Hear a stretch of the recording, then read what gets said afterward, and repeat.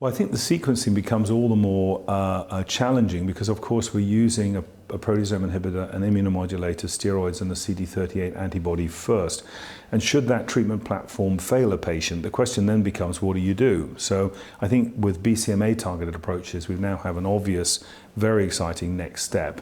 Then we have beyond BCMA, even newer targets that are equally exciting. So the obvious place is the bispecifics, the CAR-Ts, and to look at these immune therapies. But what I also wanted to explain to everyone today was the excitement around other approaches like antibody-drug conjugates, in particular belantamab mafodotin, the emerging roles of these new, very exciting oral agents, the so-called CELMoDs, which include iberdomide, but of course in the relapse setting we have now mezigdomide, and then to speak to other novel small molecules, which are very important, we think, in this setting. So sequencing really matters, but I think that we're recognizing that with immune therapies, they're very effective and miraculous in some circumstances, but immune exhaustion and safety are becoming much more important considerations as we better understand how to use the immunotherapy tools we now have.